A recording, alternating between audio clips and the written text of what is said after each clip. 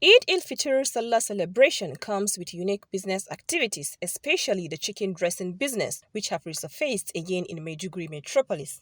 NTA News drive round the metropolis captured chicken sell points and chicken dressing stands at Tashambama along Bama Road, with similar activities at Gamburu Market as well as Damboa Road, Maiduguri, where buyers, traders and chicken dressers were making brisk business. Kaza yayi tsada da shi ana sayar da kaza naira 2000 yanzu kaza 7,000 talaka ba zai sayan kaza ba shi yasa yanzu aikin mu ma ya dan yi low.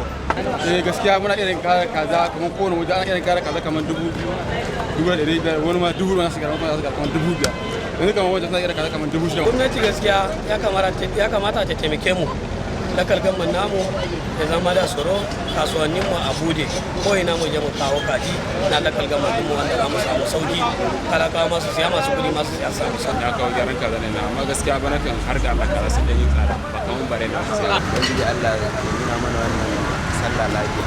The cost of chicken has risen drastically due to what traders attribute to high cost of feeds, as a chicken sells for 3,000 to 5,000 naira, saying supply of local chicken from villages are not forthcoming. The chicken dressers say they dress hundreds of chicken daily at the cost of 100 naira each. In Maiduguri, Milka Malam, NTA News.